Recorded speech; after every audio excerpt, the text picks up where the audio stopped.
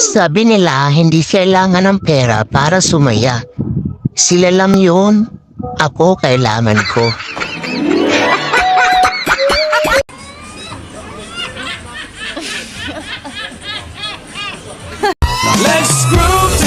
Inay, masarap po ba ang hayop? Depende sa hayop anak at depende sa pagkakaluto nito. Bakit mo na itanong?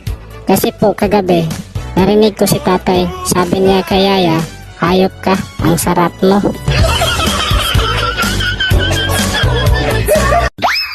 Sa mga walang kayakap po ngayon, mag-jacket na lang po tayo.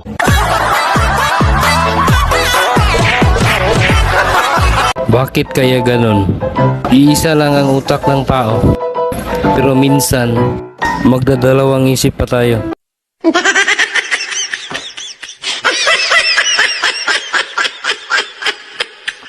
Guys, tignan niyo yung langit. Ang ganda, di ba? Di ba? Hindi ka mapupunta dyan.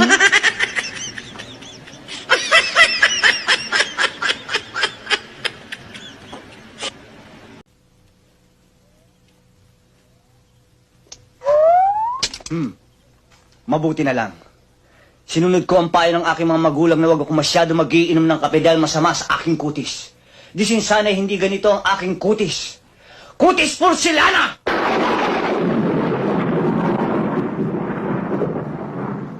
Sabi nila, kapag December, marami daw pera ang tao.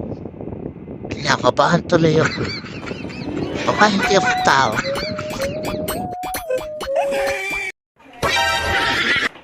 Lahat ng tao may problema.